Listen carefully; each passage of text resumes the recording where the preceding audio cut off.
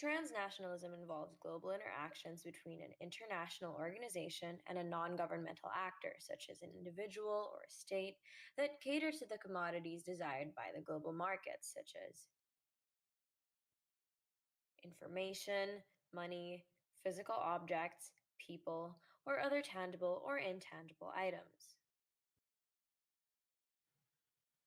One of two significant models essential in understanding transnationalism is the world politics paradigm, where at least one of the actors is not a government or an intergovernmental organization, and the transnational actor directly affects individuals.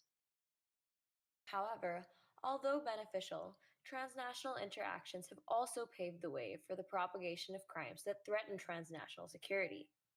Transnational security issues can be defined as non military threats that cross borders and either threaten the political and social integrity of a nation or the health of that nation's inhabitants.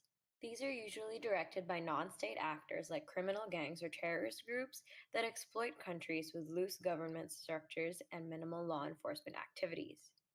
These underdeveloped structures then act as a magnet for international drug cartels as a venue for their illicit trade and activities. Drug trafficking becomes an internal and external threat as locals are creating systems within non state actors from other countries. It has become increasingly more difficult for law enforcement organizations to prevent illicit drug trade and ensure transnational security, as efforts to interdict transnational drug trafficking have instead compelled cartels to devise more devious evasion strategies that allow for the expansion of product range, reach, and influence. This theory emphasizes how the relationships of these interdependent nation states are strengthened such that they are able to work together to find the most efficient way of addressing this prevalent transnational crime. The theory of transnationalism stems from a broader theory called liberalism, wherein the main arbiters are supranational organizations where sub actors promote democracy and strive for independence in order to achieve absolute gains. They believe that power can only be shared among nation states when they take part in an inter or supranational organization. It supplements the theory of transnationalism, as both these overarching frameworks demonstrate the significance of promoting and embodying peace and cooperation, such that through the interdependence among nation states and supranational organizations, the absolute gains can be achieved, such as in the form of the most efficient means to address transnational crimes, as in this case, to eradicate drug trafficking within the ASEAN community.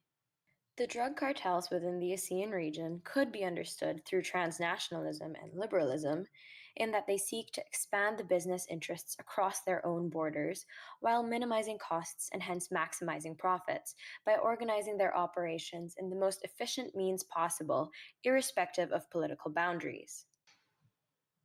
The measure the ASEAN has taken so far shows that it has acknowledged the existence of the problem without presenting any workable solutions.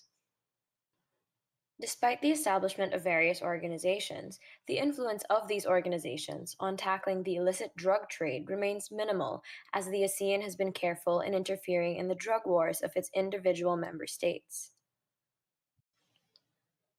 Although acknowledging a problem is the start to a resolution, the ASEAN has been in the acknowledgement stage for too long. And without presenting a concrete plan, it is highly likely for the illicit drug trade to continue to plague the ASEAN region. Created using Powtoon.